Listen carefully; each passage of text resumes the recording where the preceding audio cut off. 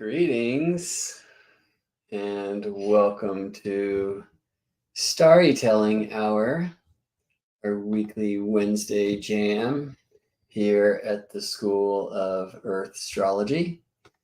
I'll be your host and celestial navigator, Gemini Brett, and today we're going to talk about this a bit. It's more than just a phase, friends. We want to talk about the crescent of soul, the circle of spirit, and the cross of matter. Hey, thanks for checking in. I'm glad you're here. And yeah, welcome, friends. Weekly Wednesdays, every Wednesday at 11 a.m. Pacific time, an Earth astrology transmission. Sometimes this will be deemed by what's in the chart. And I'm very interested, for example, that as I'm transmitting to you here on May 15th, 2024, if you're into that whole Gregorian trip, we will soon have Sun and Jupiter conjunct. That happens this Saturday. And it happens on average, Sun and Jupiter conjoined in Earth's zodiac every 399 days, and it's a big deal. So I'm excited to share about that, and I think I'll do that next week. So I'm speaking today, Jupiter is on one side of Sun waiting for the conjunction, and Uranus is just on the other. Sun has passed Uranus and by and is applying to Jupiter, and I'm kind of amazed by that. And what helps me tune into the Earth astrology of the thing, as I want to do. And Mercury just in the last hours has jumped the wall from Mars's fiery Aries realm into the Venusian Earth of Taurus. Moon in this moment in the last degrees of Leo, delivering Taurus sunlight to our eyes, translating that light of Taurus Jupiter, interestingly, to Taurus Mercury. And where I want to be today, and with you, we'll do some chart examples if you're willing to play, is to in the space of incarnation. Why are we here? Why am I here? What is this place? How in the hell do I get out of here? Or how in the heavens do I stay? What am I supposed to do? These kinds of themes, no matter what question a client asks me as I am gazing into the amazing portal of their birth chart, the question, the big question that I'm always kind of addressing first, whether I share anything about it or not, is like, okay, who is this reflection of the one thing? And how are they here to grow? What are they here to do? Even if they're asking me about, selling a house and making a move, I'm interested in that first and foremost. Now, tuning into the lunar lots nodes is to just honor that there's many ways to approach this idea of the path of the soul. They are not the tools that I use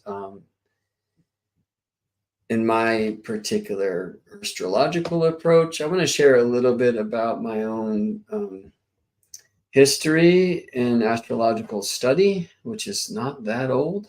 Or maybe it's as old as it goes. I don't know. But at least in this walk, in this body, in this lifetime, if you will, it started not too long ago in 2012. However, you'll often hear me say that astrology is so much more than some symbolic language alone. Astrology is the poetic breath of nature. And so as soon as we draw our first breath, and probably before, we are studying astrology or Earth astrology. All right, so how to begin with this idea that this is so much more than just a phase?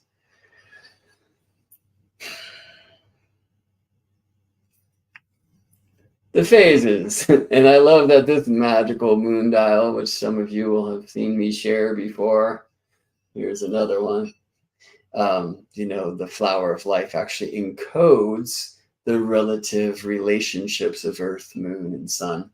Anyway, here I love that this magical moon dial shows 12 phases of the moon, from new moon hidden in the beams of the sun and moon.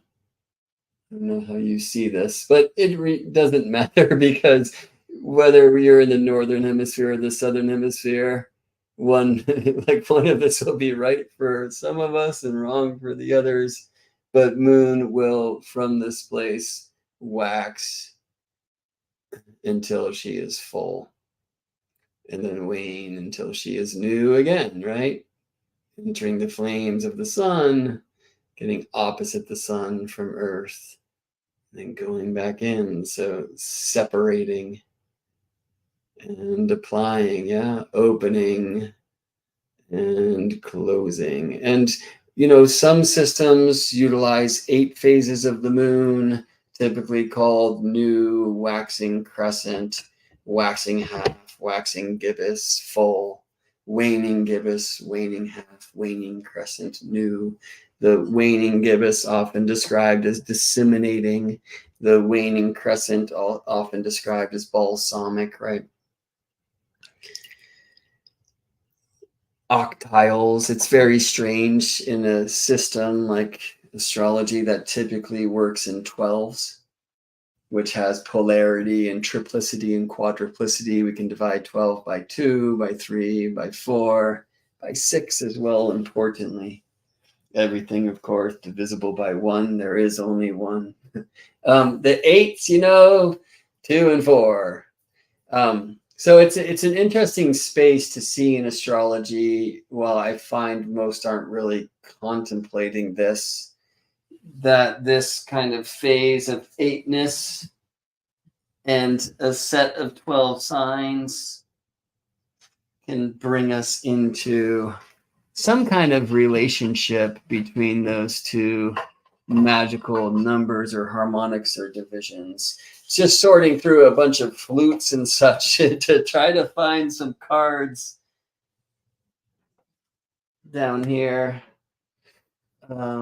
Candles, crystals, tons of tea. I swear I just saw those things. Anyway, they don't want to be shared here in this moment. But I have a really wonderful card deck that shows the Hawaiian moon phases, right? In Hawaii, like so many places, they actually align calendar months to the moons, to the phases of the moon. And there they have a name for every day of moon's waxing and waning phase. So the lunation, meaning new moon to new moon, is 29 and a half days. 29.53059, but who's counting? We are.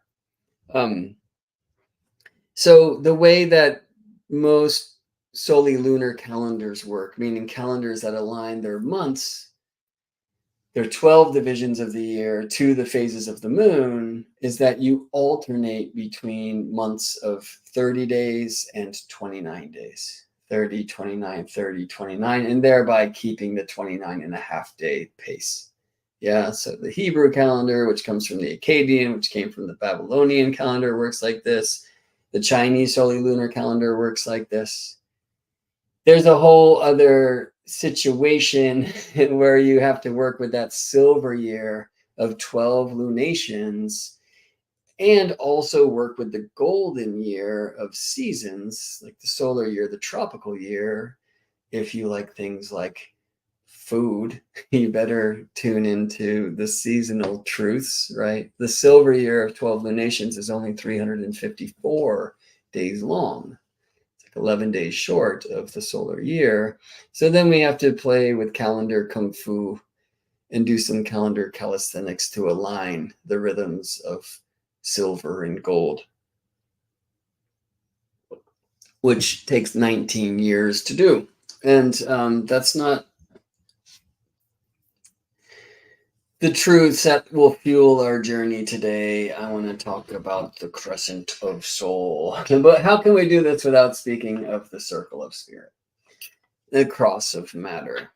So what are we doing here? And how do we get where we're going? And where are we going? Where are we coming from? Is a question that I want to ask and to explore with you today. Some of this, by the way, is for selfish reasons. I just recently recorded a conversation for an astrological summit and spoke about this topic and promised a free gift, which is not ready yet, or I'd show you how to get to it. But it's to kind of, by utilizing the sign of your moon and sun, to retrieve an expression of your soul's medicine. Okay, what is that? Let's tune into it. Okay, so to retrograde back to the Hawaiian phases, amazingly, they have 30 different phases of the moon, from the new moon, which, by the way, is not the moon-sun conjunction. Most of the old systems experience and align with the first visible moon of the month. Some systems or traditions call this Diana's bow, right? Diana being a goddess of the moon. And so we find that young moon, the waxing crescent moon, the smile, sliver smile, celebrating moon's monthly survival by fire trial, right? Moon conjunct sun, where moon cannot be seen unless it's eclipse time. And then moon separates from the sun and waxes into this shape here, right? And we see that when the sun sets in the west. So here comes the sun setting, and there's that sliver crescent smile, right? And then moon every day will separate from the sun. When she gets 90 degrees away, we get to what in Hawaii they call the ugliest, right? And that waxing half moon is on high at sunset time. And eventually she distances herself until she's fully across in the full O, right? It's interesting to try to do this backwards as I'm looking at a reflection of this thing, but perfect, because we want to speak about reflections today. Let's honor the triple-headed goddess here. So some see this as blood gates, right? Birth to menses, menses to childbirth, childbirth to menopause, menopause till death. I learned these from wise women some time ago, and many don't like to hear terms like maiden, mother, and crone. So use your own.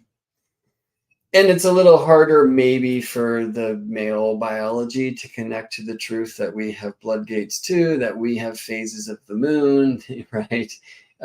Because of course we're not experiencing menses and the like. So this is something really where it's helpful for us to sit at the feet of the goddess and learn from the women of the tribe. Yeah. So as we fortunate beings who are around women who are connecting to and reclaiming their own blood magic, right? Like we men can listen and can learn and to understand more about our own tides and our own phases. And this is an important way of just living a human life, but it also helps us understand about what a human is, perhaps, right? We're going to talk about mysteries that we really can't solve, about questions that can really only be answered by better questions. This does not mean we shouldn't ask. Yes, somebody said this is gorgeous. I assume you were talking about the magical moon dial and not my face. But yeah, it is. And beautifully, it's made of selenite. Do you know what selenite is named for? This beautiful white crystal being who dissolves in water, by the way. Don't bathe with your selenite to learn that the hard way, right? This is named for Selene, a goddess of the moon, a goddess of the moon from the old like Titan crew, you know? And that's an important truth and reminder. Yeah. And so one way we can actually connect with the essence of moon is through these wonderful crystal beings, not only selenite, many also through plants, right? Moon plants are said to be mucal. And by the way, for those of you who are in constellations, and I see many of you here, greetings, Danielle and Nadine, and Linda and Winter.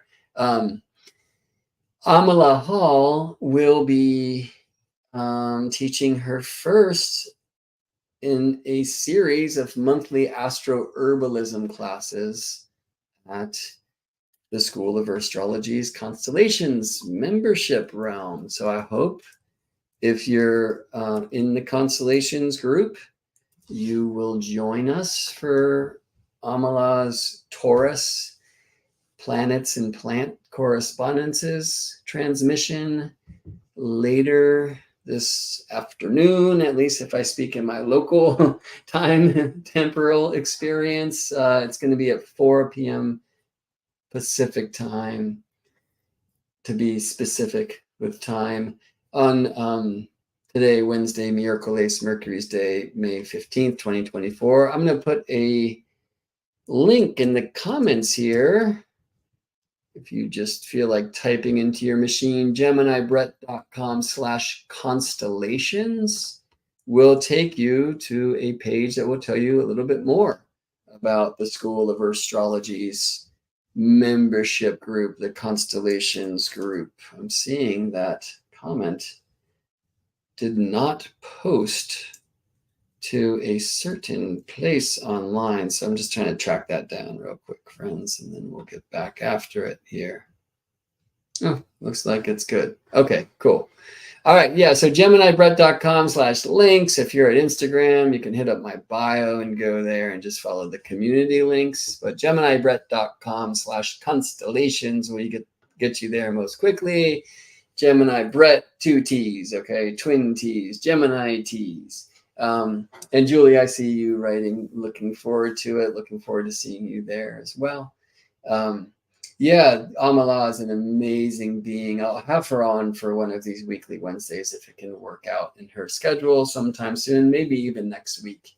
Because with the Jupiter synod being planted, it's great to tune into the spirit of Earth and the spirit of plants. You know, Jupiter's about to jump the wall into Gemini, but just as Jupiter in this time, long time in Taurus, really is in a cycle with the sun that was planted with a seed in Aries, so will Jupiter's time through Gemini be an expression of a seed that was planted in Taurus. So more of that next week. We'll look at the Jupiter synodic cycle a little bit, and I'll see if I can get Amala Hall to come on and speak a little bit about planet correspondence, and I'd love for you to meet her. She's an amazing being.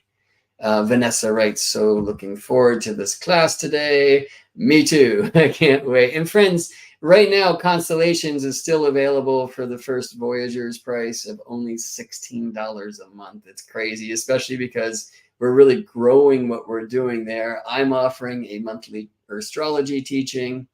I did a long 7-hour eclipse class this last month, how invisible planets speak to us and through us via their connection to visible planets. And that was like a 4-hour jam, I think 2.5 hours of me and then an hour and a half of the community kind of exploring and teaching together, which is great. That's what we want here. This is a place to learn astrology together, to share astrology together, to grow in our astrological experience together, whether you're just brand new or been after it for a long time. Right now, we have 2 weekly community discussion times, but that's about to grow to 6, amazingly. And I'm teaching a monthly transmission, Amala Hall, starting tonight, with a monthly transmission on plants and planet correspondences, astroherbalism.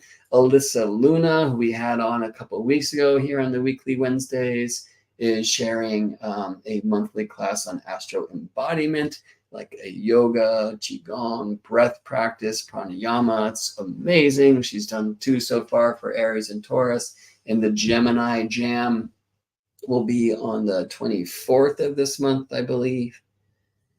Generally speaking, friends who are in the Constellations group, to offer some regularity for your schedules, I'll be teaching on the first Saturday of calendar months, Amala on the 3rd Wednesdays, and Alyssa on the 3rd Fridays. We will soon be adding an Astro Tarot monthly transmission by Phelan Shiva, and a chart reading exchange circle. It's an amazing space, and we would love to have you come play with us. So come check it out for a month. You can leave anytime, and we hope you never will. So GeminiBrett.com/constellations. Maybe I'll say another little piece of that at the end. But for now, let's get back to this. And again, a little bit selfishly.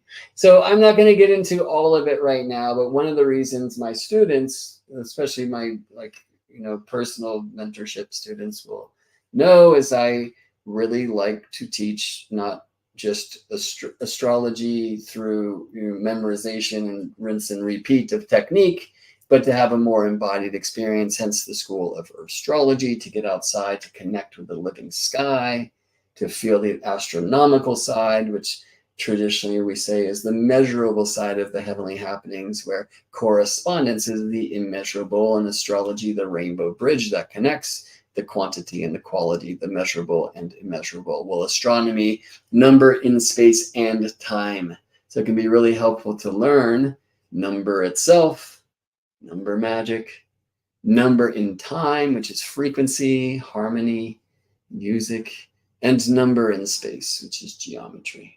Some of you prefer words like sacred geometry and diving into amazing portals like this flower of life, because maybe the word geometry itself invokes nightmares from, secondary programming. Oh, sorry, school. And I hear you. And geometry and all things is sacred. And we can learn so much just being right there.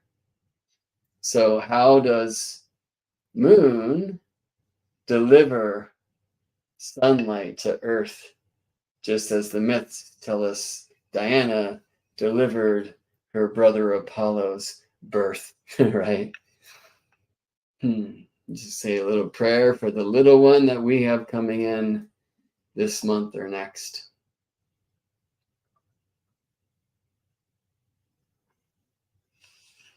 Who will be midwifed by being here on Earth, but of course also by Moon. Moon, Selene. Okay, so every moment is entirely unique. And astronomically, amazingly, I actually don't have to go beyond the Sun, Moon, Earth system to show you that not only is every moment absolutely unique, but that each of these moments will be experienced in each unique place on Earth in a unique way. The moon will never reflect the light of the sun the same way twice. I'm going to put on a chart on the screen for a second. Those of you watching at the Instagram place, it's going to be maybe too small to see, and you can head over to another zone if you'd like. Follow the links in my bio. I'm not going to spend too much time in the charts right now. I want to spend a little bit more time tuning in with some of you individuals about your Sun, Moon, Earth story. All right, but let's do this. Share screen.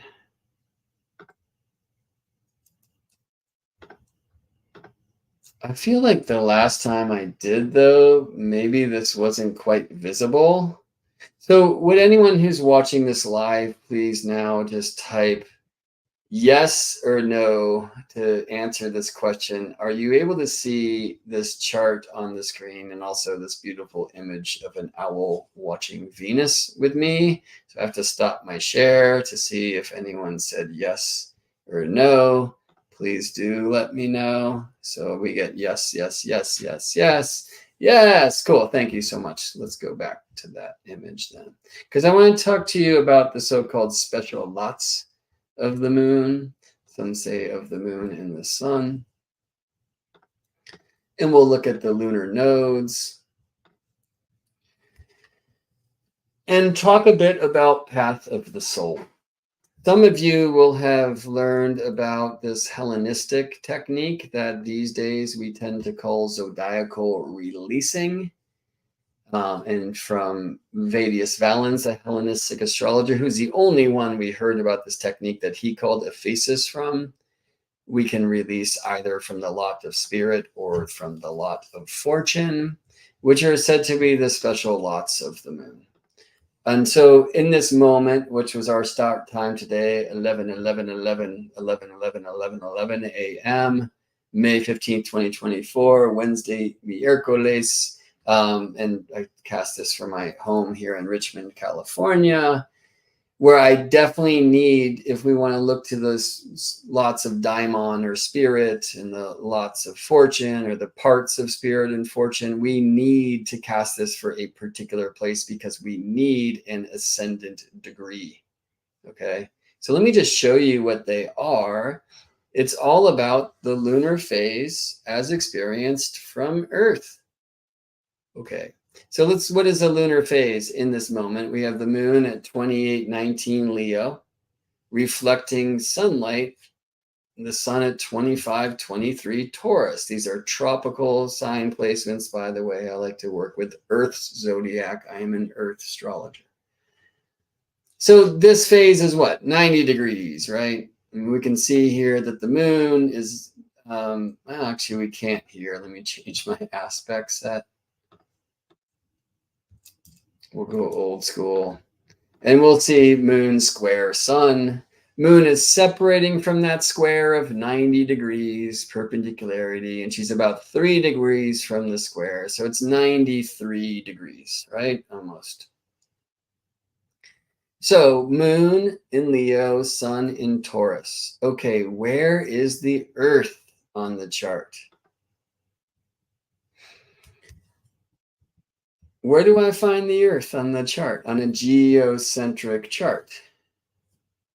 And 99% of charts that we use in astrology are geocentric. I mean, we can cast charts for the sun, a heliocentric chart. If we do our maths right, we can chart for Mercury or a Martian zodiac, or like maybe the Vega zodiac. That one would be particularly tricky to get into. I feel like I'm going to open a couple astronomical tools to address a couple answers that came in, and then we'll go to the one that I know to be true, which also we see in the comments below. Let me just set this to 11 a.m.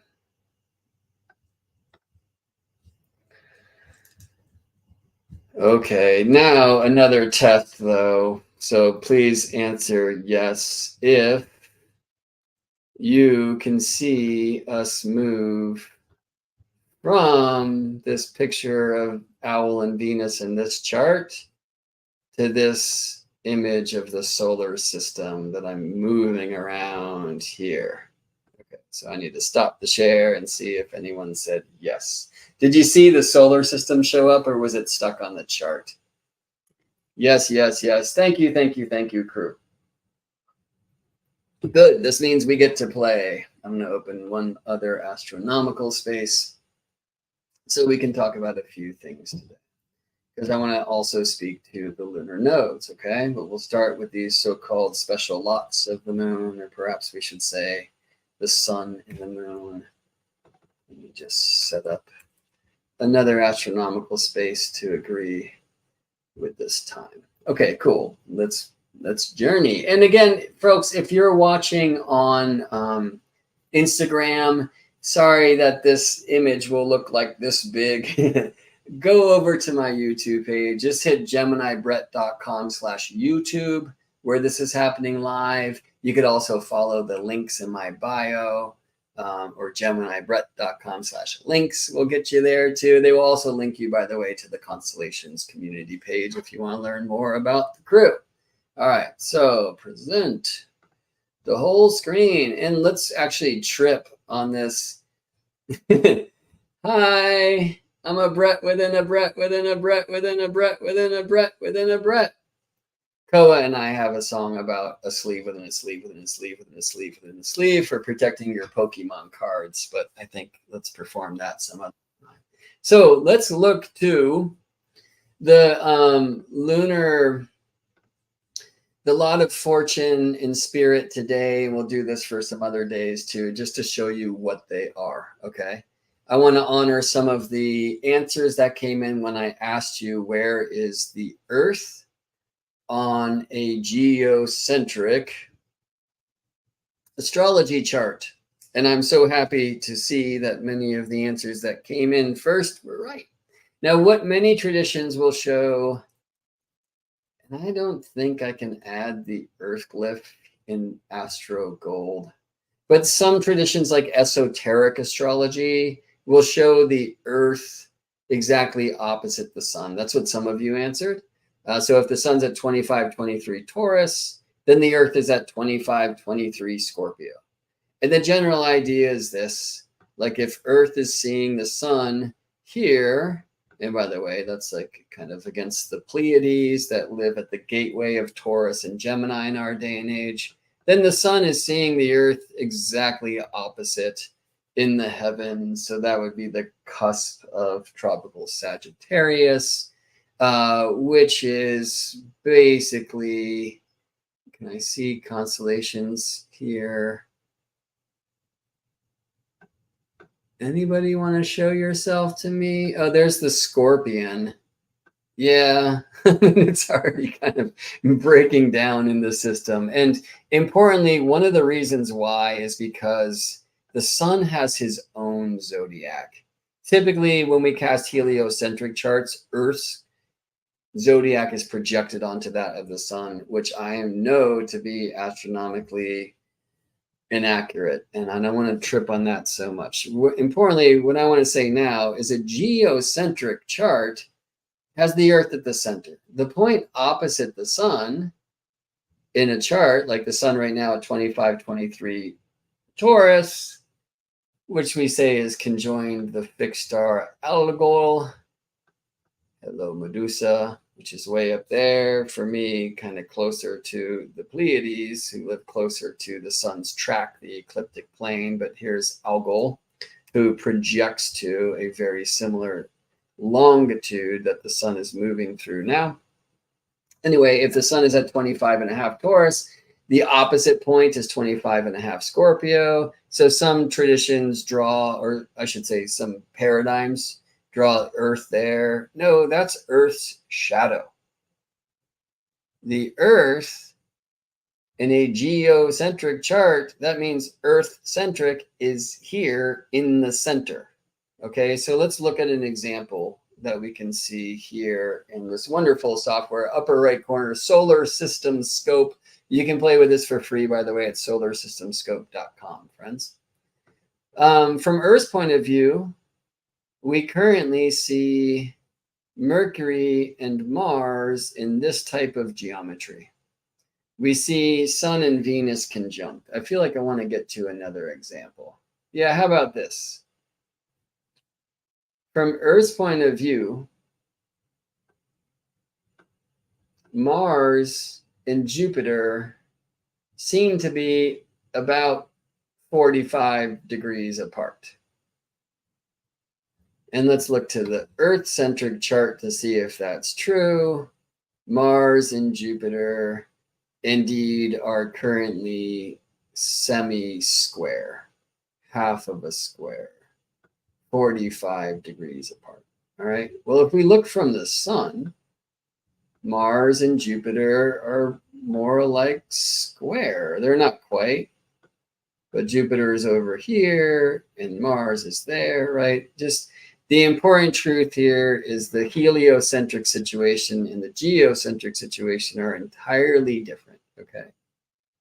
So it's not about where the sun is seeing Earth and the constellations. Like, that's amazing and powerful. The sun has its own zodiac, and that's a tale for another time. But what is over there from Earth's point of view is not the Earth, right? We're on the Earth, friends. What's over there from Earth's point of view is the shadow of Earth, which the sun always casts. And that's why it's cast at a node. We can experience a lunar eclipse, a blood moon moving through the shadow of Earth. All right. Where is the Earth when I'm standing on her? Okay, so let's go here now to Stellarium astronomy software, which geniusly lets us kind of experience the I'm outside with my feet on the ground point of view. Now, there likely aren't cartoons and lines drawn in the sky. And by the way, it's daytime, so I'm not seeing any of this. But what I am seeing the ground beneath my feet, we could get a little bit more realistic with that, I guess.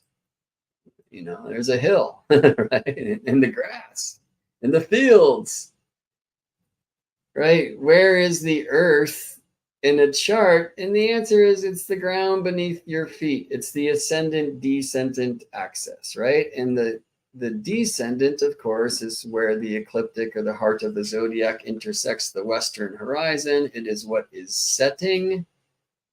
And the ascendant is where the ecliptic or the heart of the zodiac intersects the eastern horizon. It is what is rising, right? And so what you'll see is that the special lots of the moon, the part of fortune and the part of spirit or daimon, or the lot of fortune, the lot of spirit, they take the phase of the moon, which is currently 93 degrees as we saw, and they project it from the Earth. So the Earth is the ascendant. This is the ground beneath my feet. And I'm talking about the local view, okay? Because the truth is we actually measure planets in the signs, not from the surface of the Earth where we reside and can see the heavenly happenings with our eyes, but rather from the center of the Earth, which is the one place where we are all connected. Let's play a game. And many of you are familiar with this trip. Please reach your hands above your head. Don't worry, I'm the only one embarrassing myself on camera. Reach above your head.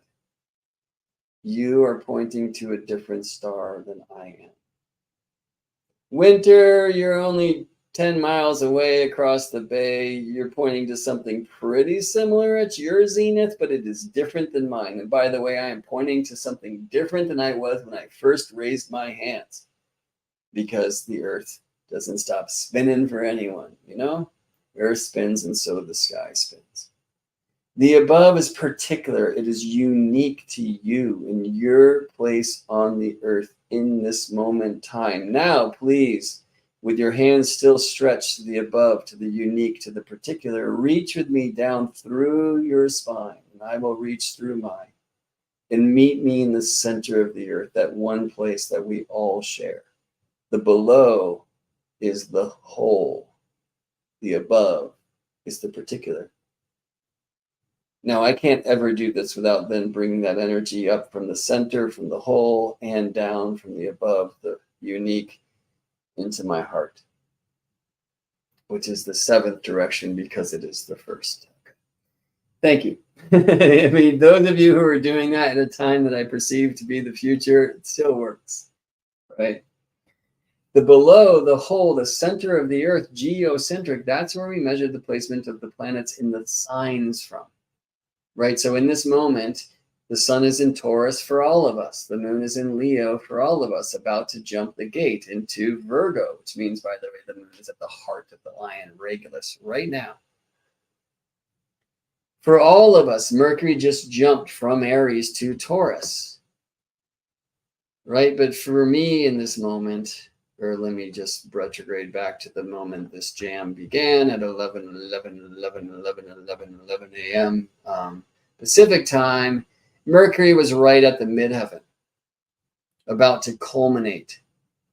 Now, that was not true in Ireland, or New Zealand, in Turkey.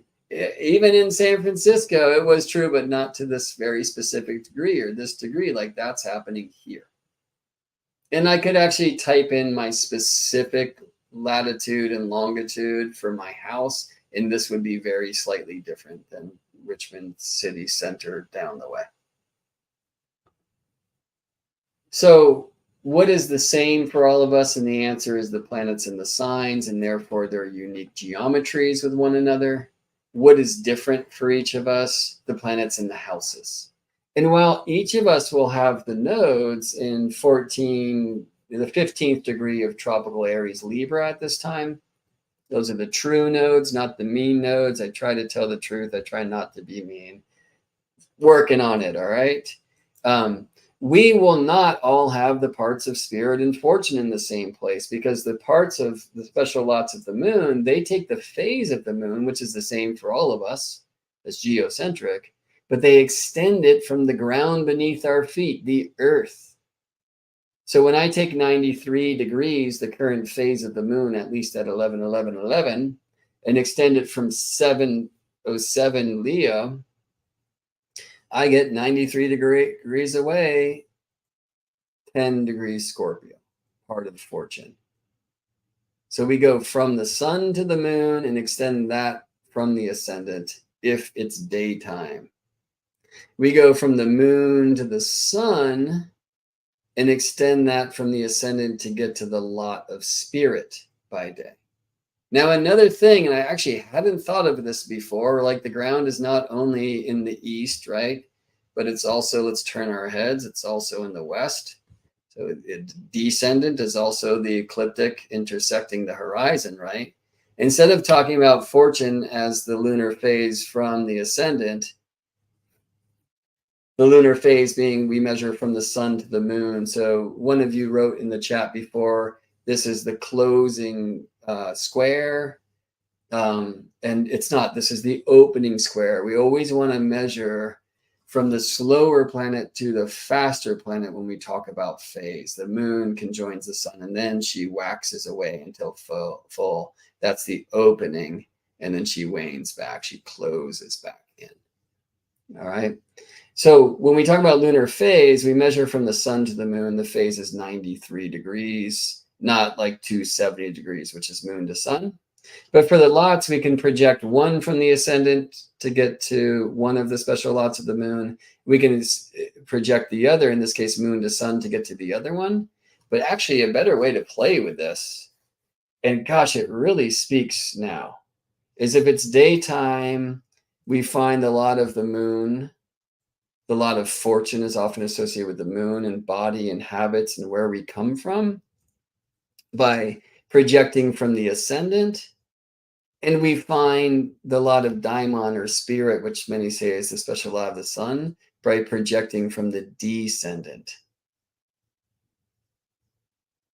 At nighttime, by the way, and instead of me going to a different hour here, let's just go to a different place. Let's go to Turkey,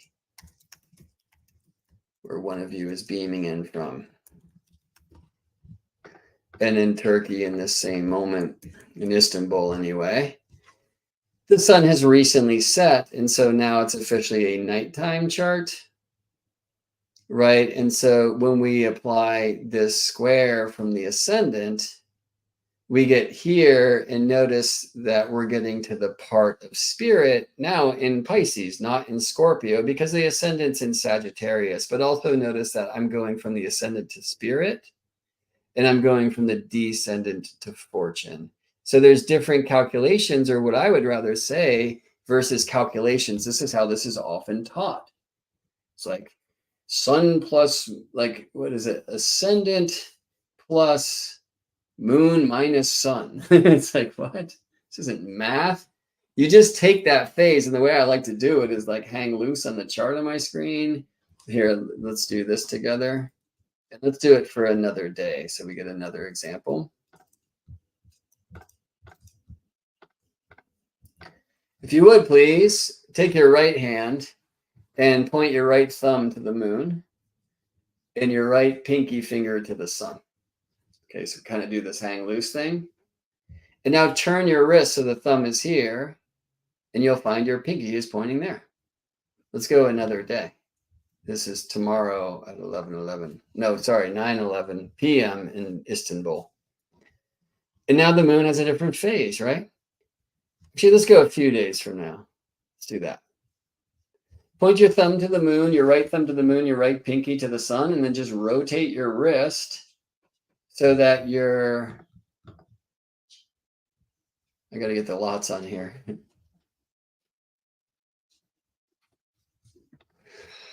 Sorry, right thumb to the moon, right pinky to the sun, and rotate your wrist so your thumb is now pointing to the ascendant, and you'll find your pinky's pointing there. We're just taking this phase, that geometry, which in this case is about trine, and we're projecting it from here. See? So the important thing to say, and let me just put the charts away for a sec, is that the special lots of the moon, the lot of fortune and the lot of spirit, they are about the sun, the moon, and the earth. You see, the sun and the moon and the ground beneath our feet. Now, by the way, if it's a new moon, and I'll use like the way we talk about it now mathematically, moon conjunct sun, what's the phase angle? It's 0.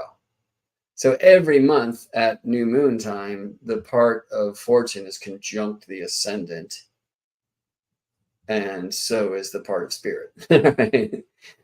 The full moon, moon opposite sun, 180 degrees, right? So every month when the moon perfects her opposition to the sun, the fortune and spirit are at the descendant, 180 degrees from the ascendant. See how that works? And actually, no, let's look at that, because I guess one is I'm playing with this new approach, like literally today, thanks to you. Thank you.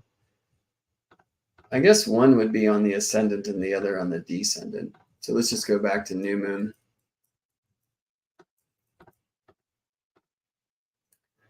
No, fortune and spirit both at the ascendant at that time.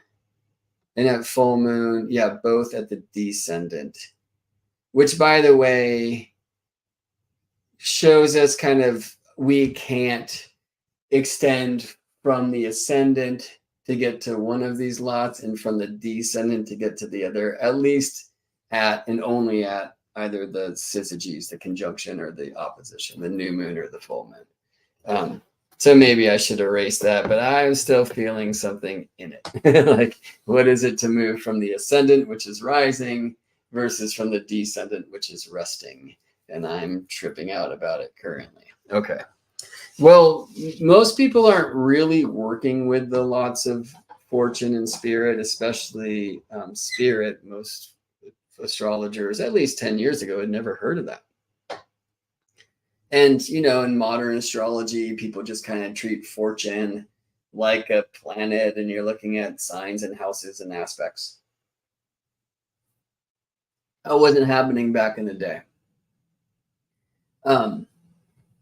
Back in the day, if you look at like the Hellenistic astrologers, for example, they worked with fortune in a very, very different way. And you actually create houses from that point. And this timing technique, which really we only know about from one Hellenistic astrologer called Vedius Valens, that these days folks are calling zodiacal releasing.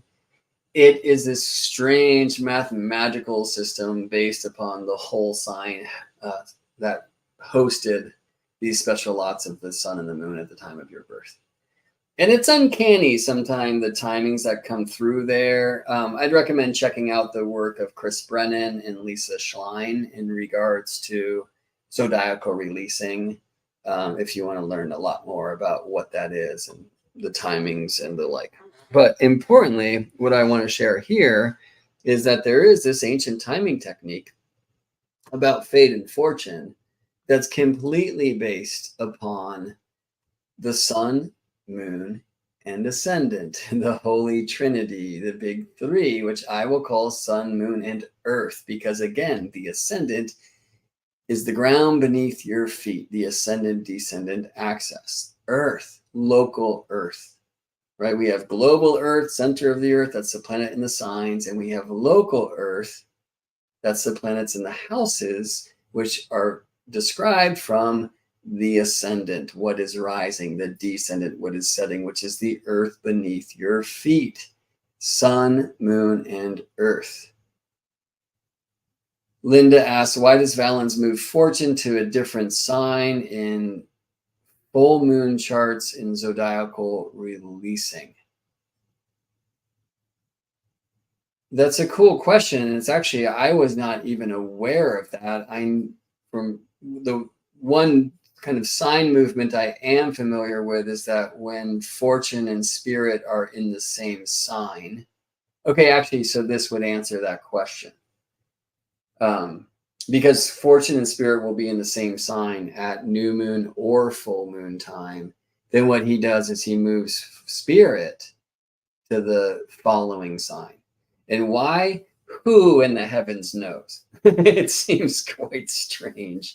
And the easy answer is so that you get a different timeline for releasing from spirit than you would from fortune.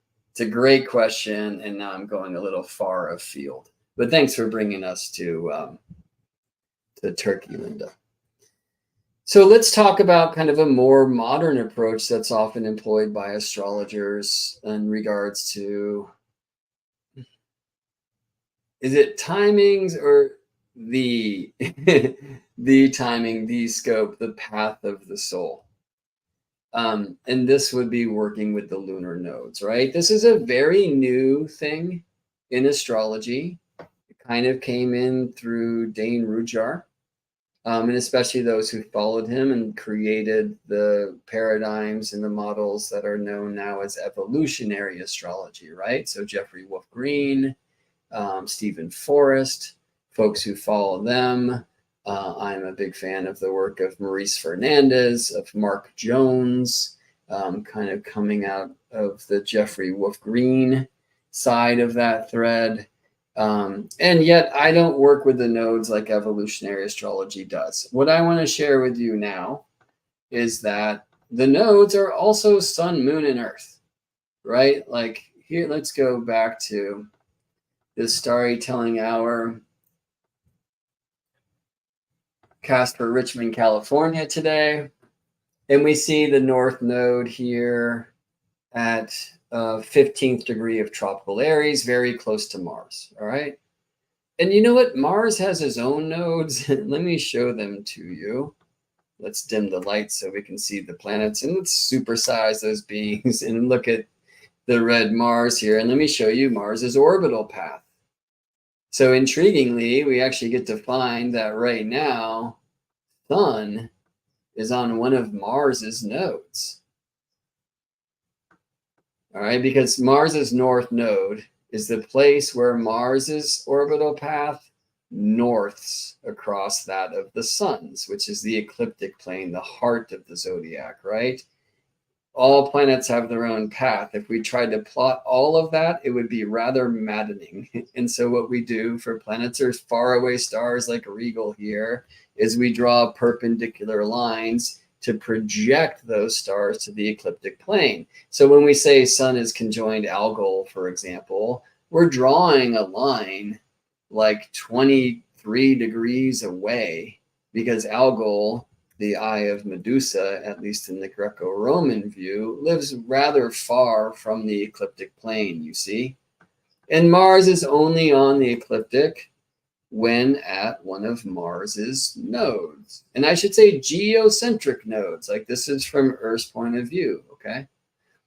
So right now I can just see here, thanks to this amazing Stellarium astronomy software, that Mars's north node is here, somewhere between Venus and Uranus. All right, I can show you that on the chart wheel, by the way. Let's go planetary nodes. And well, I only cast the visible planets here, but look at, here's the north node of Mars next to Venus, and the north node of Mercury, also there next to the sun.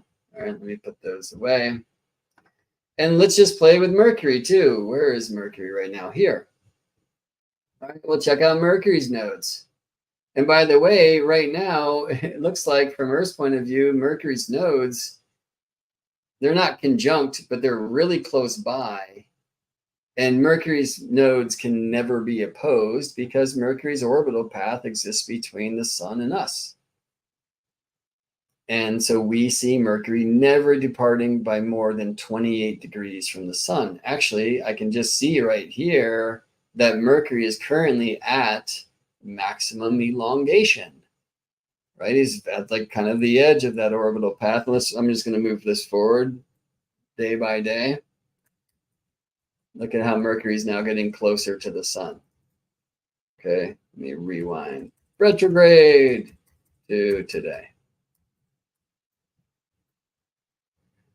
So I can see this in a chart, by the way, by seeing that Mercury's speed is close to that of the sun. It actually tells me, because Mercury is currently moving faster than the sun, that the maximum elongation would have been some days ago. You see how I'm just going back in days now. And maybe it's the day that the curve gets flattened like this. I'm gonna have to play with that another time. Anyway, can't not talk about the magician, the messenger at any time. But hopefully you can see now, if you've been tripping on before, why Mercury's planetary nodes can even be conjunct. This is true for Venus as well, who can never get more than 48 degrees away from the sun. That's why, and hopefully that helps you see a thing or two. So importantly, planets have their own nodes. They have their own path.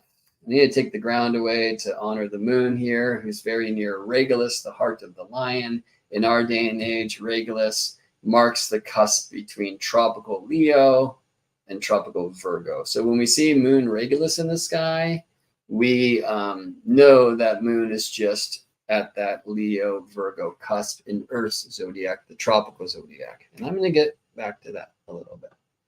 So right now, here is moon's north node. So we have Mars very close to the north node of the moon, which is the place where moon's path, here shown in silver, norths across the sun's path, the ecliptic, here shown in gold. The ecliptic, the path of the sun, the one ring that rules them all and in the light binds them, that one ring that we project all of the planets and the stars to, even though the planets are only on that ecliptic plane when conjunct their own nodes. Do you get it? Let me just put this away and see if there's any like questions that came through. By the way, I need to say toodaloo to those of you who are watching this on Instagram, since they will only let me beam for 1 hour. So I'm actually going to go over there and hit end stream right now. I would love for you to come join me at YouTube if you like. Let me put a link in the Instagram comments, which is just geminibrett.com/YouTube. And you can't click links there anyway, right? But you could go to my bio and you could go to my link tree and go to the YouTube page, or just do your typing thing. geminibrett.com/YouTube will take you to that place where you can continue with me if you'd like. Before I leave that one space of 3, let me just say thank you so much for tuning in. Thanks for watching. This goes for all of you, wherever you're tuning into this, and whether it's the moment I perceive to be the present or sometime I think is the future. Please, please, please like the video. Share it with fellow star seekers that you find might be interested in this. Tell them about Constellations, geminibrett.com/constellations. Join us on a journey. Connect with fellow star beings of like mind and heart. And by the way, in Constellations groups, I'm planning on taking this talk much deeper as we explore, the medicine of the soul. So let's get to that. For those of you on Instagram, join us over at YouTube. So please, again, like the video, leave a comment, give stars, whatever you can do. We're up against the algal rhythm, friends. And that is a strange rhythm indeed. Okay, friends. So I should probably just go live in one place, but anyone who wants to call themselves Gemini should probably go to multiple places at once. Right. So let's continue with this algorithm. How do you deal with the algorithm, friends? So lunar nodes, very importantly, from Earth's point of view, where the paths of the sun and the moon intersect. Now, they are always exactly opposite in the zodiac, which is a pretty cool thing to know. And as I'm sure you know, many modern astrological approaches see that we are moving towards our north lunar node and away from our south lunar node. There's an astronomical essence to that expression, by the way. Earth is moving north through space. That's because the sun is. This is, you can look more into this. It's called the apex of the sun's way. It was a discovery actually by William Herschel, who's much more famous for discovering Uranus. Yes. Herschel was not the only one who was realizing, when comparing his recordings of star positions against those of the ancient astronomers, that things have moved. And it actually shows us that the stars in the north are spreading apart and the stars in the south are collapsing in. I mean, really slowly, okay? But he was right to assume that what this means is just like the trees in front of you as you're driving the carriage in the forest seem to open up and those in the rear view seem to close, that we are moving northward through space. Our whole solar system is, although north on Uranus is a very different direction than north on Earth. So they couldn't say that there. We can say it here. And it's not due north, which would be towards Polaris in our day and age. It's more towards Hercules and Vega.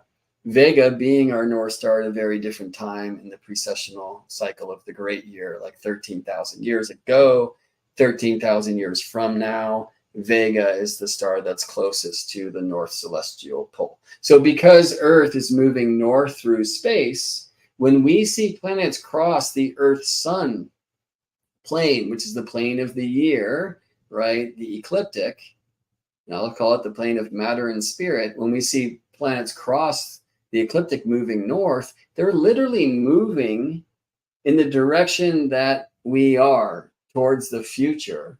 And when they cross their south, though, they're moving towards the place from which we come. They're moving towards the past. So there's an astronomical, dare I say, astrological support for this idea that south node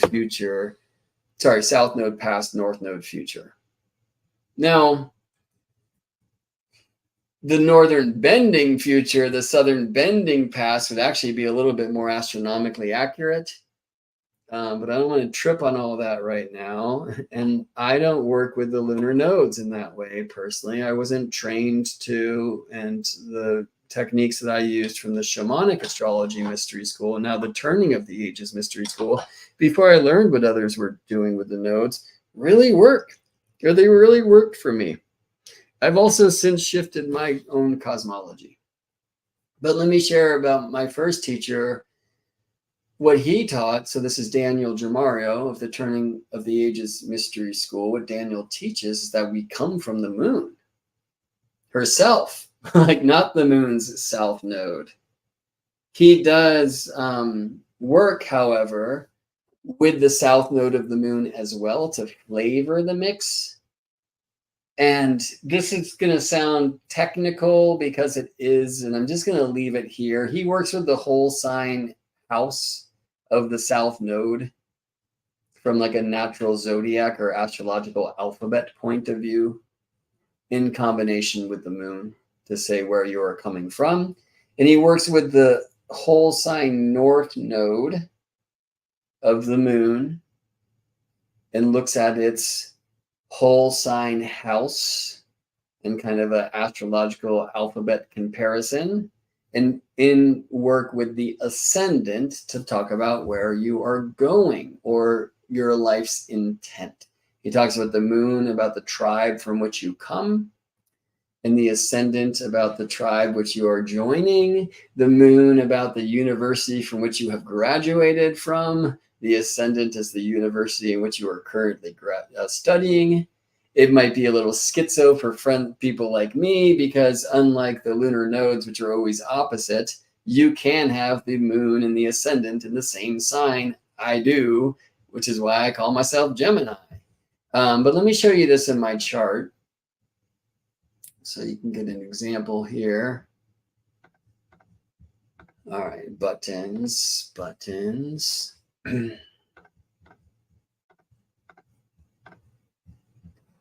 Right. So let's first just play with the lots. So I have the moon about trine sun. Now moon is past full, right? Moon waxed away from here, opposed the sun for fullness, and now the moon is waning. So the rules are different, not for the waning moon, but because I have a night chart, sun beneath the horizon, versus a day chart. But it's about trine. I'm like 235 degrees, 234 degrees, sun to moon, slower to faster. And if you extend 234 degrees from my ascendant, you get to the part of spirit here in Aquarius. If you do it from the descendant, you get to the part of fortune here in Libra. I'm really liking that image of one from the ascendant and one from the descendant. And so here's an interesting thing, Linda, because you were asking about why would Vedic Valens like separate the part of fortune and spirit when they're in the same sign. That's the only time, and actually specifically when they're at the same degree, so either new moon or full moon, which means conjunct the ascendant or conjunct the descendant. It's the only time when they would be at the same degree, and you can't go from the ascendant in one direction and the descendant in the other direction, which to my understanding, Vedic Valens never spoke about, by the way, but it's adding just a whole new thing, you know? One of the reasons why I love to teach is because it makes me learn, and it's probably because the field of the magical amazement that y'all make. So thank you for that. Okay. In my own chart, I'll show you this, Daniel, and I guess I should put this into a whole sign system. I don't need to, but I will to honor the system that approach, the shamanic astrology paradigm by Daniel Jamario utilizes. And let's just show sun, moon, and nodes. Buttons, moon, sun, nodes. Okay. So Daniel will say, because I was born with a Gemini moon, that's the university I graduated from. And he will say, because I have Gemini rising, that's the university I'm studying in. So why did I flunk? What happened? And no, in his language, which I love, I just earned a Pisces degree at the Gemini University, and now I'm studying for a Virgo degree at the Gemini University. Okay, and where he's getting Pisces is looking at the 12th whole sign, which in a Gemini map is Taurus, for the South Lunar Node, and calling the 12th like Pisces, like so much modern astrology does, right?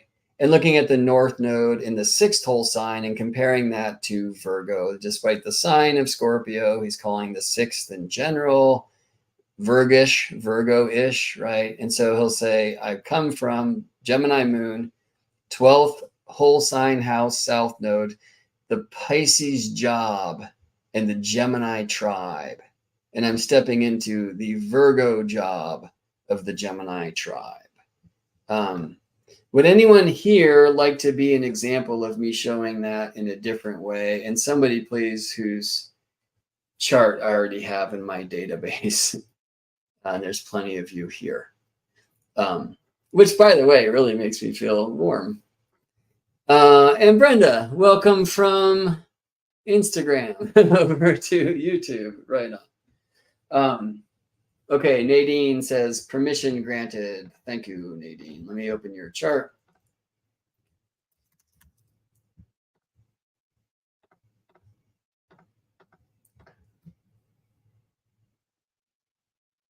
All right, so in winter, thank you also. Let me open your chart too before I share my screen. If I search for names in the database while y'all are watching, then you see a bunch of client names, and that's not cool. And names of dear friends like Nadine and Winter, folks in the Constellations, by the way. All right, so let me get the screen shared once again. Yada, yada, yada, buttons. A Brett inside a Brett, inside a Brett, inside a Brett, inside a Brett. Okay, well, here's your synastry. What does it mean, Nadine, for your moon to be aligned with Pluto at the time of Winter Weldon's entrance? We will never know. Actually, perhaps we will. So discuss. Okay, so here's Nadine in a whole sign house system, which shamanic astrology utilizes, or the Turning of the Ages Mystery School utilizes. And they will see in this moon, Virgo moon, that you come to us from the Virgo tribe, Nadine. They will then find the south node of the moon also here in Virgo. But instead of using the sign of Virgo, they will look to the 8th whole sign house of your chart. And by the way, if I change this to a Placidus or other quadrant house system, we're likely going to find that south node in the 7th, okay? So Daniel has told me that he's switched over to whole sign cosmology for a couple reasons. He hasn't shared one that I believe, which is that it makes the math a lot easier and you don't have to explain things like intercepted signs, which means signs that do not have a house cusp, okay? But he said that he likes that whole signs tend to express more of an archetypal view. Shamanic astrology is a very archetypal astrology. I agree with that. I feel that whole sign houses, because they take kind of the ground out from beneath our feet, speak to a part of us that doesn't have her feet on the ground. They're a little bit closer to the soul code, look a little bit closer to the higher self, the archetypal intent. And he also saw that in the way that he's working with the nodes, that the whole sign point of view seems to speak more truth. So when the moon is in Virgo, he says, Nadine, you come from the Virgo tribe.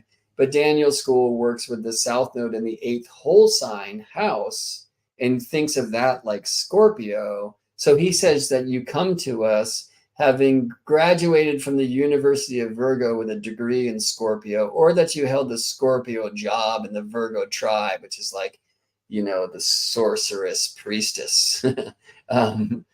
We're going to do a couple different ways of sign combinations today. Oh, and I forgot to warn you, we're in it for some time, though I do have to split in a little bit. So maybe there'll be a part 2. All right. He'll then, Nadine, look at your Aquarius ascendant and say that that's your life's intent. That's, I like to say, what's rising when you rose is rising within you. You're here as a student of the Aquarius Mystery School. And he will then look at the 2nd whole sign house, north node, and compare the 2nd to Taurus, like so many modern astrologers do, and say that you're studying for the Taurus degree at the Aquarius University, or learning the Taurus job in the Aquarius tribe.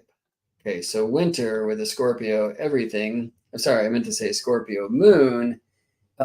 You come to us from the Scorpio tribe, winter, and then Daniel will look to your south node in the 11th whole sign house and compare that to Aquarius. So the Aquarius job in the Scorpio tribe, right, which is a beautiful image to consider, or that you've earned the Aquarius degree at Scorpio University, and that you're studying north node in the 5th whole sign, Leo degree in the Libra, your ascendant university, or you're learning the Leo job in the Libra tribe, which means, winter, and I've been meaning to ask you, will you please lead one of the Constellations community discussion groups? So Leo job, lead that thing in a playful way for Libra, more harmony and relationship, okay? And you're awesome at this because you come to us carrying the Aquarius degree, community in the Scorpio tribe, magical deep dive. All right, so I I proved my need by asking you based upon astrological justification. Yay.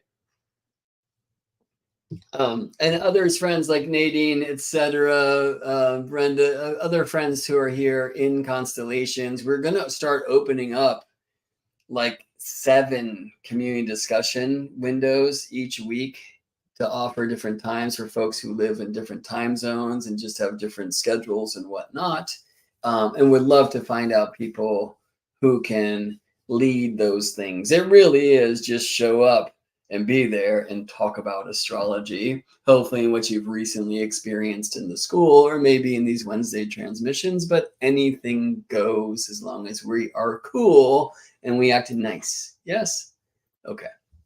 So if anyone's interested who's in Constellations, when we connect, like I'll be leading the groups on Friday, my morning and evening, you could just tell me then that you're down and we'll tell you how to run game, and it would be so deeply appreciated.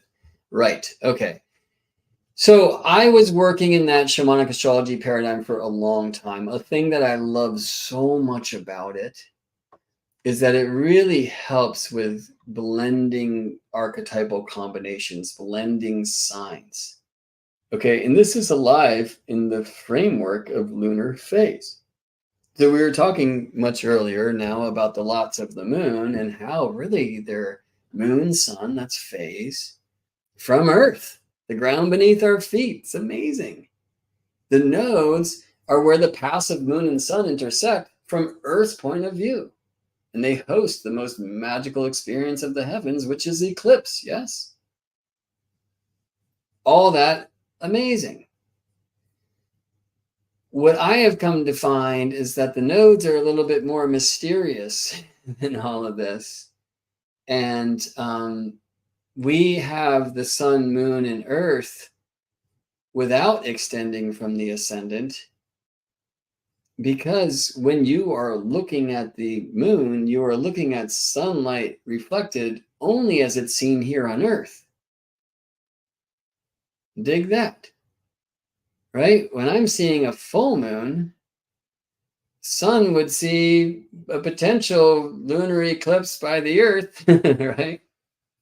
Sun would see a full moon. When I see a new moon, sun would see a full moon.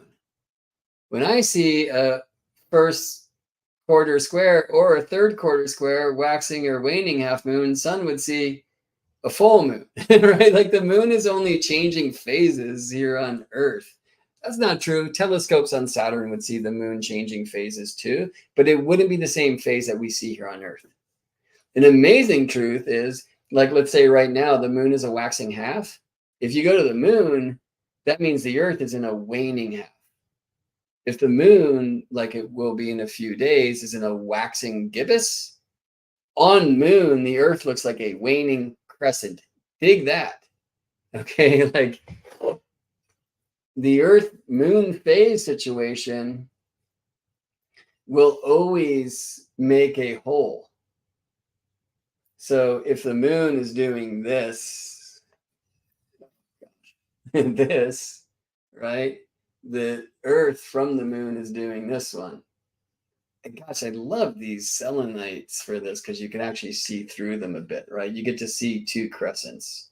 Now, so my cosmology shifted in a couple ways. One is I started learning some traditional astrology. I came first through having to honor the truth that annual profections really work, which was hard for me because I'm a sky guy. I like a transit. I like being able to look at Jupiter with the Pleiades and say, okay, Jupiter's in Taurus. And by the way, when I was born, like my south node was right there. And so this is Jupiter transiting the place in space that hosted the south node of the moon when I was born. And that's a thing, right? And I'm like pointing at it, even though the node might not be there at that time, right? Isn't. You get into like progressions where we turn days into years or days into months or months into years, and like weird fractal time stuff. And it's a little bit harder to justify from a materialist point of view. You start getting into things like solar arc directions, which are astronomically obnoxious and have nothing really to do with like cosmic timing. And it's a little bit easier to embrace some of the old Hellenistic timing techniques like zodiacal releasing, which in some ways has like astronomical essence in its weird numerology, but also not at all. And then like profections, which is just like a counting technique. They called them counting techniques, and there were many of them back in the day. And I learned about annual profections, as many of us have, from Chris Brennan. That was at a NORWAC conference, I think in 2013, maybe 2014 when I first met Chris. And I'm a quick study, right? And so I'm like calculating a bunch of things as he was teaching. And I was like, wow, this really works. And it works because signs and planets are tied together. And so in the Shamanic Astrology Mystery School, they don't do, rulerships. I don't either. I don't like that word. It wasn't used by the ancients.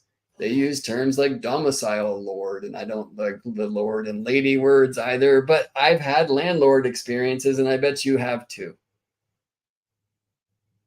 Winter, I hope this isn't TMI, but winter is staying in the same place, but the landlord just changed, and that's intriguing. That's kind of like living in Aquarius when astrology decided to take it away from Saturn and give it to Uranus. Like I haven't thought about that before. I wonder if you have.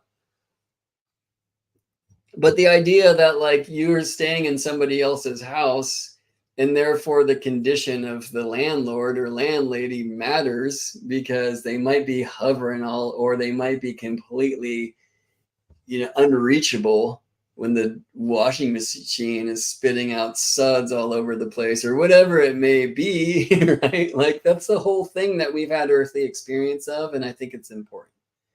And it really speaks. And it's so much better than this rulership word, which for me is just kind of gross. And so shamanic, and maybe some of that's because I come from a teacher who's very much rejected that very idea. It's just patriarchal nonsense. But still in that school, they'll teach Libra and they'll teach Venus, and you're like, oh, those things sound pretty similar, and they honor that, like that was part of the ancient code, but I really see that it speaks. And where it changed for me is one, I was really excited to find that in Hellenistic astrology, like the language itself reveals that it is all about the ascendant. The ascendant was called the horoscope. Right? That's not a word for some newspaper column. It's not even a word for the whole chart, but it is used to describe both, right? The chart is a map of the sky, and the horoscope is a word that's used to describe maps of sky, but really it comes from the Greek horoskopos,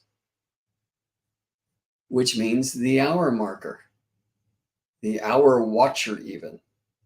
Crazy people like me standing at the top of the hill or the pyramid yelling out the hours as the stars rise or culminate.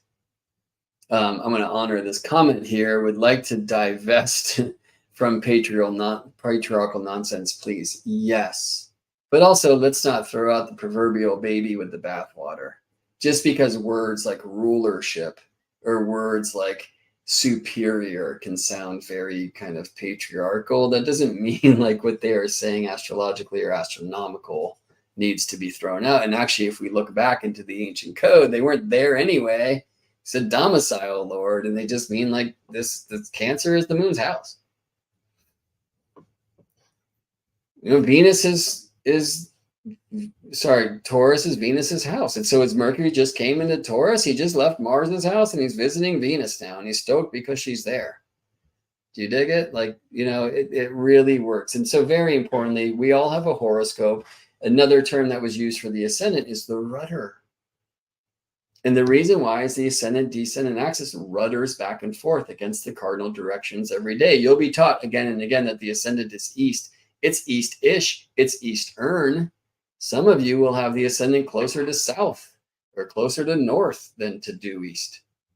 It is the eastern horizon. It is what is rising, and that is so important. But the rudder describes this astronomical motion of the ground and how it engages with the ecliptic plane, the heart of the zodiac, the path of the sun.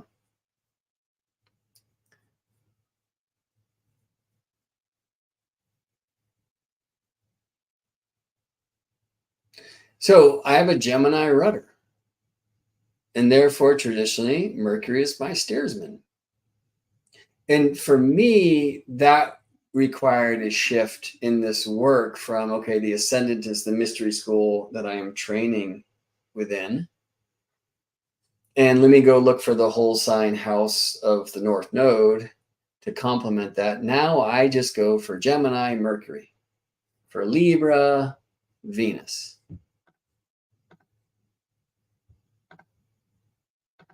For Aquarius, Saturn.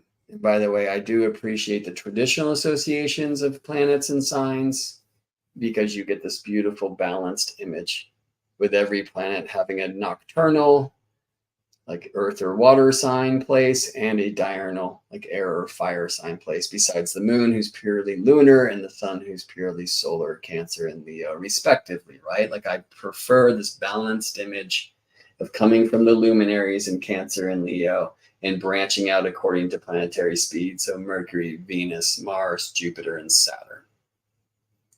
I love Uranus and Neptune and Pluto. I love Uranians and Neptunians and Plutonians. I am them, and many of you are too.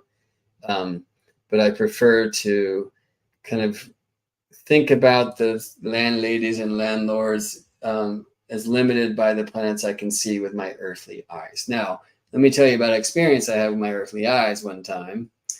And it was right around the time that I started understanding how to make a crescent.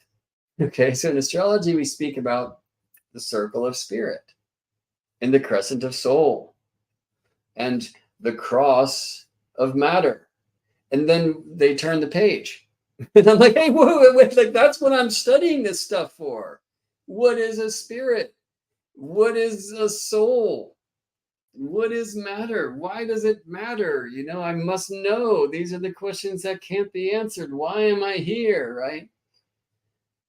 And many get that information kind of first and foremost by looking at the lunar nodes. Many will look at the timing in regards to the special lots of the sun and the moon. I look at the sun and the moon and the earth.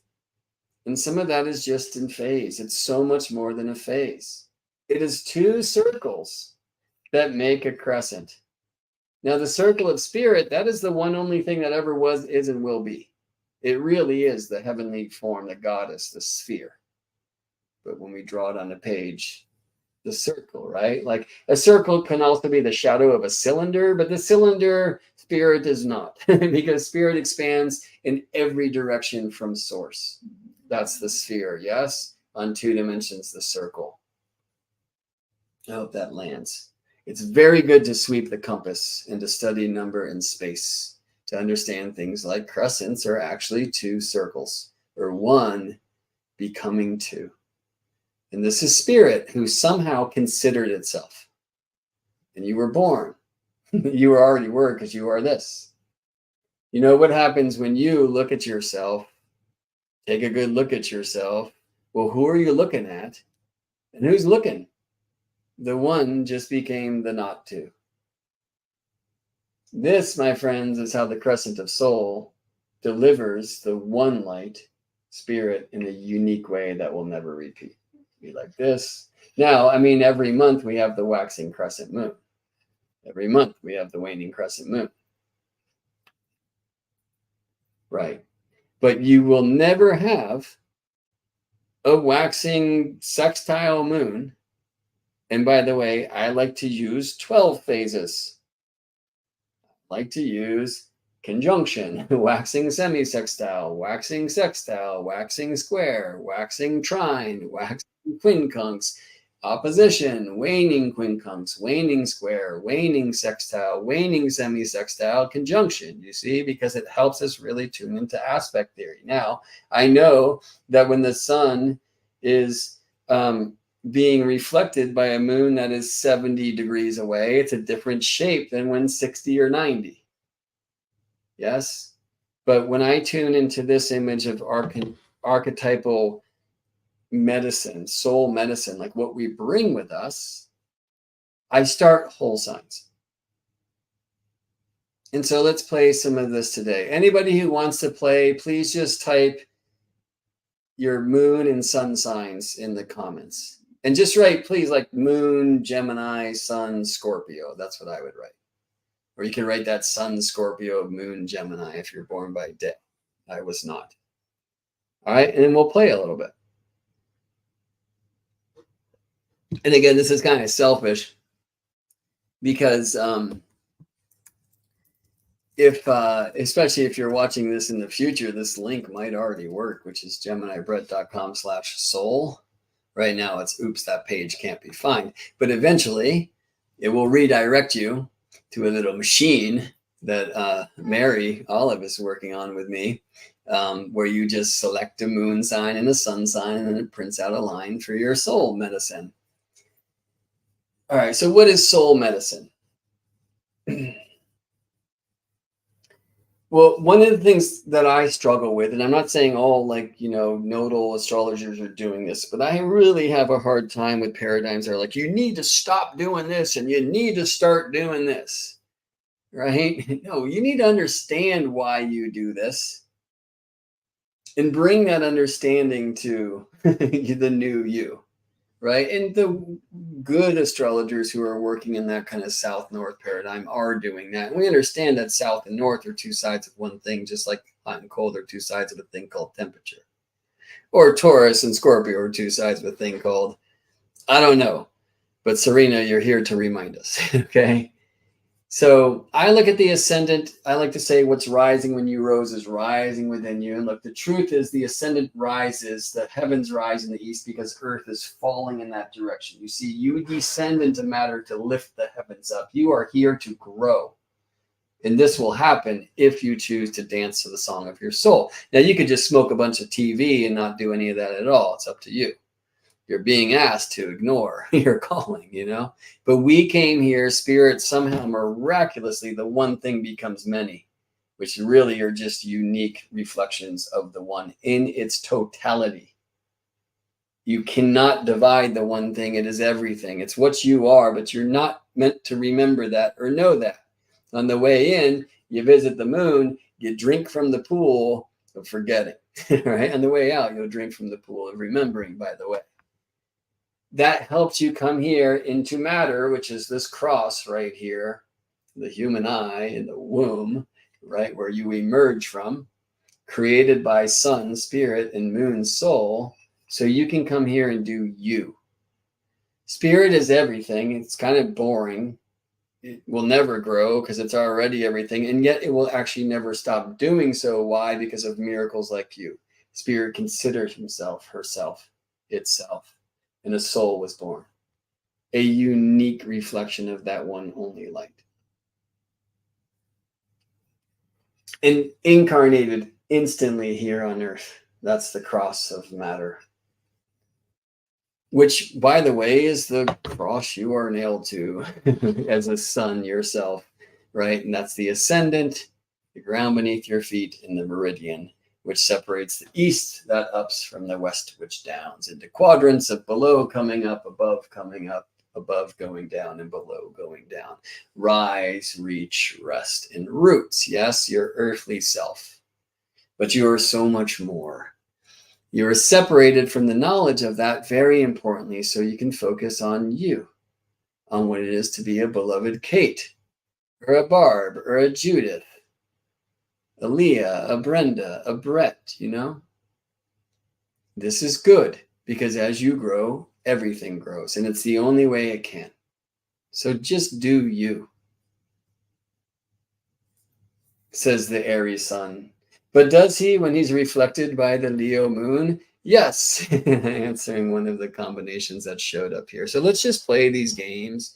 I also actually want to start with a game you can play. So I guess, did I get this across? I start like this.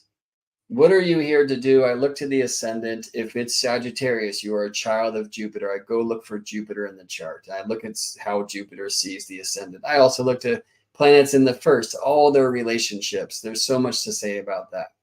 But how can I know where you are going if I don't know where you are coming from? And I get that information first and foremost by looking at how the moon is delivering sunlight to Earth.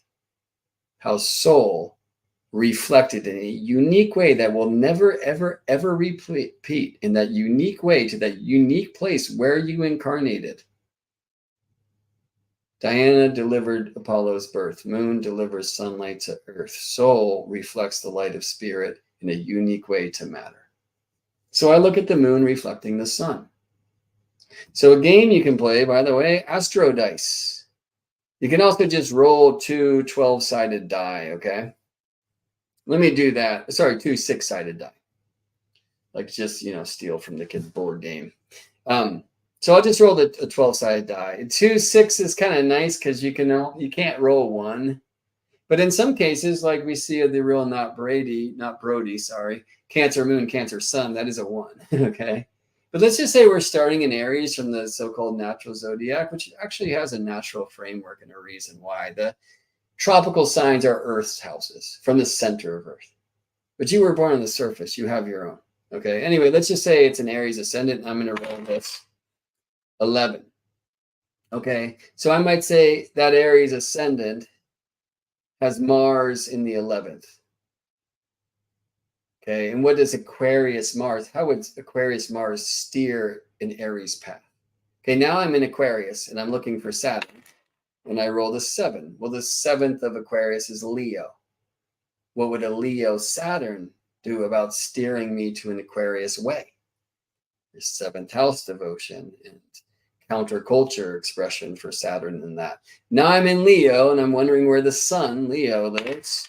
And I got a 10. Well, the 10th of Leo is Taurus. Okay. So a Taurus sun guiding a Leo path. Amazing. That's how we started today. Hopefully you can see that. Another thing I'll do is I'll work with 2 12-sided dice to get one for the sun and one for the moon. I have an app that can do this. In this case, I'll use these astro dice. One says the 12 signs and one says 1 through 12. Okay. So I'm going to use the sign die to describe the sun, and then I'll use the number die to describe the phase and therefore tell me where the moon exists. Okay. So I got Sagittarius and 3. Sagittarius sun, 3. What's the third of Sagittarius? Sagittarius, Capricorn, Aquarius. So an Aquarius moon delivering Sagittarius sun. And so I just love that I was trained in this shamanic astrology cosmology that works with the moon and the nodes in that way that I showed you before, or the ascendant of the node, because it brings in this beautiful kind of dance with 144 archetypal combinations, right? A Sagittarius sun could be reflected by a Sagittarius moon, which reflects the sun away from Earth, new moon, right? Or you can have a Capricorn moon reflecting Sagittarius light to earthly eyes, or an Aquarius moon reflecting Sagittarius light to earthly eyes, or a Pisces moon or Aries moon. You see the game, right? And I think this speaks to soul medicine. And I need to come up with 144 statements. Okay, what I did first is I just created 3 keywords for each of the 12 moon signs and 3 keywords for each of the 12 sun signs. And I thought, I just like offer those when you type in your moon or select your sun sign in this online app. Then you just get 3 words for each and you kind of combine them to get your soul medicine, which is great. Like we like to play games, but I saw that some of it just like didn't work. And it might be nice to get more specific. So now I need to create 144. So we're going to get to do some here. Thank you. I'll say for me, I'm a Gemini moon reflecting Scorpio light. And a way that I like to describe that, and I like to try to remember, is this is the messenger of the mysteries, which is what I feel like I'm here to do. Now, again, I'm looking at in my own chart, Gemini rising, Mercury in Libra. Right? So how can I align consciousness to consideration, to relations, right? And in that, to inform the Gemini mysteries, to help the Gemini mysteries grow. If I can help raise that heavens up, right? Then that growth will offer universal growth. So there's something in Libra learning that's going to help Gemini, okay? Now, Libra is the 5th of Gemini. So there's something in passion and romance and risks and games of chance, kids, and I'm about to have a baby. So that should help, right? Helping me learn balance, harmony, seeing through another's eyes, right? And that's a more challenging thing for me, right? I also have Mercury applying to Pluto. So that's a whole other thing. So if I was doing that game where you choose your ascendant, and then if you choose Gemini, then it asks you where Mercury is, and I choose Libra, and I might get some things out of that, right? Well, I might also say, like, are there aspects to Uranus, Neptune, or Pluto, right? And there's different adjectives for those, like I don't know, weird, lost, or dangerous. There's better words than that. So anyway, I mean, eventually we really need to read the chart. Yes. But in this case, moon and sun, and then, like, or your moon, like I have sun conjunct Uranus. So I might add revolutionary or strange or whatever to the Scorpio side, a messenger of the strange mysteries. You see what I'm saying? But I'm getting messenger from Gemini, and I'm getting mysteries from Scorpio. There's many other words, right? A dear one to me, Aries moon, Scorpio sun, and that looks like the warrior of authenticity, right? So I'm using warrior for Aries in that case, and I'm using authenticity for Scorpio in that case instead of the mysteries, you see? And by the way, these all have the right to change, and the whole hope is that this code of your soul medicine will remind you of what you brought in with you to assist in your personal growth, which assists in the heavens growth, which assists in the growth of the one only thing that ever was, is, and will be, which you are anyway. But you reflected that one spirit into a soul to incarnate on earth into a body in a place with the appearance of time and space, which allows you to make moves, which allows you to grow. You see? And you can only do that by being you. So let's speak about Leo moon reflecting Aries light. Wonderful.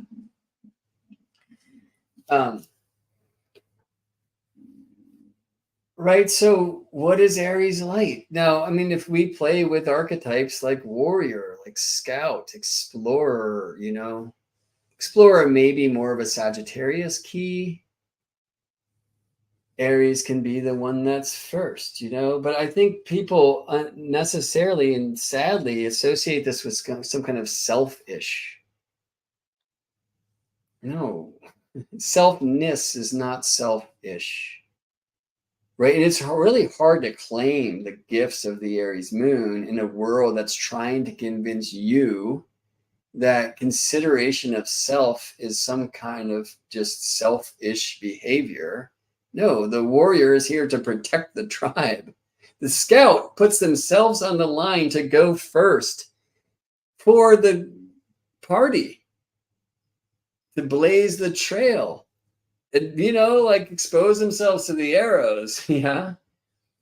Small leap for man, small step for man, giant leap for mankind. The first woman to summit like Everest, she did it for all of us. Like I've been there because she was there, even though I don't feel like climbing that Arctic thing. You see what I'm saying? So I see Aries, along with the other cardinal signs, as a service to others. It's a little bit easier to find that in the Cancer archetype of the nurturing mother, father, the Libra negotiator, partner, relational focus being. Capricorn, the wise elder, like clearly kind of easier to see their tribal commitment, but this is true for Aries, warrior, scout, etc. too. And with the Leo moon delivering Aries light to our eyes, there's an encouragement to remember this medicine of creative individuation, of really divine personal expression, which art and creativity really offer, invite, encourage. So should we be in a session together, of course, I'd be looking at the whole chart, but I'd really tune into this Leo roaring flame reflecting the Aries spark and say there's something about this beautiful kind of leadership. It's important to remember in the Leo bit to resist the eyes of modern astrology, which says Leo needs the stage, Leo needs the spotlight. No, the spotlight needs Leo. The stage needs Leo. Leo is the spotlight, the radiant one. But what is it to radiate that essence of warrior way or individuation? And that helps me tune into the truth that we must resist modern ideas of what independence is, which is saying be isolated. No, be insulated. Know thyself. Fill yourself with your own light in such a beautiful way that you don't have to worry about being surrounded by rush hour traffic or the mania of the airport or whatever, because you are full of you. And this is a tricky medicine to step into in a realm that tells us again that the self is selfish and you're meant to dissolve all of that. Now, you might be Pisces rising, maybe Jupiter's, in Pisces too, whatever. And so there could be some of that dissolution that's part of the course, but you don't do that by forgetting who you were. No, reclaim what you are. Take your medicine that you brought here to assist in the Pisces growth, right? Leo is the 6th of Pisces. No, Leo is the 6th of Pisces. So Leo makes Pisces sick. That's like a fun little game you can play. It's also where Pisces can be healed. But, dissolving the personal self for this idea of selflessness and return to unity consciousness, like that whole thing needs a shift. And actually remembering the divine self and that divinity lives in each of us is the way for us to return to a wholeness. That's what I'm like this whole thing is about. All right. Libra moon and an Aries sun, fullness. What is the one thing that Aries and Libra are the two sides of? There are many answers to this, and one answer is relationship. Put Libra and Aries together and they spell libraries. The book of relations, right? Now, they spell libraries if they're willing to share the A. And Libra is all about sharing, and Aries might not be, and that's okay. The pole of relationship is othership, Libra, and selfness, Aries. And if we don't have that balanced, we will fall off the map in one direction or the other. No, I'm not saying the earth is flat. I'm just trying to speak poetically. We want to come into the middle way, the right way. Yeah, and we need to bring selfness to the othership game. And we also don't want to get so lost in selfness that we won't ever othership. Yes? Now, I would have a different image for this if it was a Libra sun reflecting Aries light, right? So when I know who I am, then I can come into relations. How about once I'm in relations, then I learn who I am? That's more of the medicine, Nancy, that I feel that you came in with. And again, I need to see the whole chart. I need to find the alignments to other planets. I need to look at the geometry, the aspects, etc. I need to know if you're applying to fullness or separating from it. Is the moon waxing, waning, etc.? Where are the nodes? An eclipse or no? Because full moon times of syzygy are such a huge deal. One of the reasons because they really honor the oppositions, which can either pull us apart or put us together. Either way, the energy's in the heart, So here's an example where as I'm writing these 144 things, I would rather say in this case, like, it is through relationship that I learn me, than to say like the warrior of relationship, the adventure of othership or something like this, So anyway, it's kind of a tricky thing, and I appreciate y'all giving me like a little realm, not only to explain what I'm up to, but also some opportunity to play games. Now there's 10 likes on this video, and there's a lot more people here. Help me out, y'all. If you like what's going on, please like the video. I'm not asking much. Where is that in my own combo? Probably in Cancer Mars. But anyway, seriously, we got to beat this algorithm. I can't do it alone.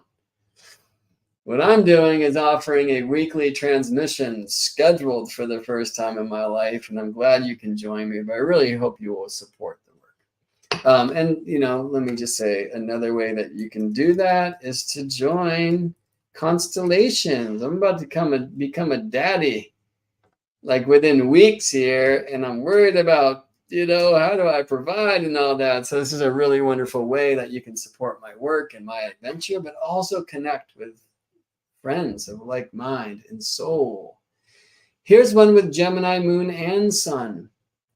And so, beloved Kate, this is where I ask, okay, is a new moon yet? Has it been? Is it Gemini moon reflecting Gemini sunlight back to the sun and away from Earth? In a Taurus lunation, meaning the new moon before your birth was in Taurus, or in a Gemini lunation, meaning you're born in just after new moon with the moon and the sun in the same sign. How far apart are they? What's the harmonic? Is the moon visible yet? Like, there's so much to this. But in general, I would say like this is just a Gemini devotion And there's something even about letting the sun light shine in such a way that the moon is hidden, which is great for Gemini. There's kind of a scorpionic quality sometimes when we get so close to the fire of the sun. There's a rebirth. Moon moves from morning star to evening star, from waning to waxing, from like Hecate to Diana, from crone to maiden at the amazing time each month, you know? And how would Gemini do that? So, yeah, as I'm considering this with the moon and the sun, there's all sorts of astronomical imagery that can come through that can really help. All right. So beautifully in Gemini, it's kind of like the explorer of light and shadow.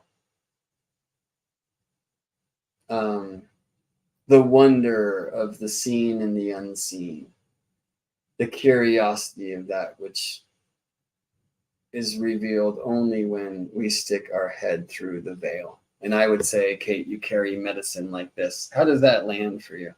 Anyone, by the way, that is saying these reflections would be completely welcome.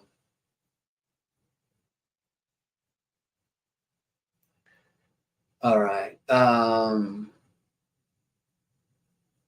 I mean, in Kate, you also add a Libra ascendant. I would ask for where Venus is, since she's steering the Libra ship.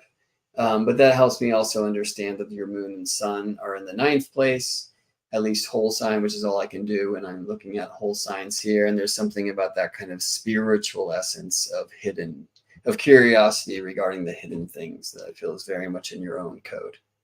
And, you know, we're asked not to ask questions. We're told not to ask questions, especially about invisible things and spiritual matters. And, you know, and so that's a tricky medicine to reclaim. But as you do, right, and also exploring Gemini, many paradigms of spiritual truth, the 9th, and journeying to many lands and hopefully learning many languages. I hope that's part of your code because it's in your chart.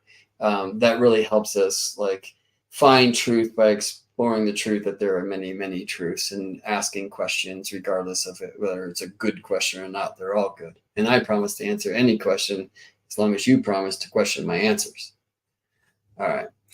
Taurus moon and a Leo sun. So the opposite of what's happening right now. So let's play with Leo sun. Let's play with Leo moon and Taurus sun. Like that's the right now. What is the radiance of embodiment? How can I truly glow if I slow down? How can I creatively express my beauty? Okay, let's flip it around. A Taurus moon reflecting Leo sunlight. What is the beauty of creative expression? How, when I allow myself to roar and radiate, does that offer the opportunity of tuning into the moment now? You know, when you walk by like somebody, street performer, and you're trying not to slow down, you got things to do, and they're just so good that you have to stop. There's something in that combination, by the way, including that tension. And a wonderful reason of getting after this from like these 144 combinations is when I talk about like a Taurus moon reflecting Leo light, I'm also tuning in just through the archetypal difference of like embodiment versus radiance, one's inner, one's outer, into the tension inherent in an astrological square, which we see in this strange straight line when the moon is 90 degrees from the sun. And Barb, your moon might be 100 degrees from the sun or 80. Like, I don't know. I need to tune into the chart to see much more, but I like to start with just these kind of archetypal frameworks and these 144 combinations. Let's do a couple more. So Taurus moon and a Scorpio sun, right? How can we embody the mysteries? How can we fully reflect the beauty of authenticity? Right? How can we slow down and honor that? How are you doing? It's not a greeting, it's a question. And the right response is, are you really asking? You know, what is the, yeah, you know, I'm not going to use those words right now. But, you know, like, so Alyssa Luna is teaching astro embodiment at the School of Astrology in our constellations, right? And there's something about like taking the power of this mystery magical tradition and slowing down and going kind of fully yin and bringing it in and out of the body. And there's something in that combo of Taurus reflecting Scorpio. If it was Scorpio reflecting Taurus, I'd talk about like the power of beauty. Well, how about Taurus reflecting Scorpio? What is the beauty of power? Like a very different question. Yes. Okay. Sun Aquarius and a Cancer moon, right? So the quincunx, blind spot, which you will also hear shows up in this idea. First of all, it really wants to, you carry a medicine of soul family and the understanding that like blood family is not the only family that is, right? A Cancer moon will help us feel safe, but reflecting the Aquarius light. So comfort will come through equanimity, like a better way. Remembering the hopes and the dreams will help me feel safe. But there's a quincunx there. Is that even possible? You know, it's a really hard soul medicine to reclaim, and it's highly recommended. And I got to go. I was just told I'll be right there on that. I'm 5 minutes late for a very important date. Thanks for spending some time with me journeying through space, friends. Hope you come play in the Constellations space. Again, geminibrett.com/constellations if you want to come play. Thanks for giving some examples so I can like work out in here. And I love to hear, you know, how those things resonate. Kate says, I was actually born on new moon and perfect landing. Right on. Thank you for that reflection.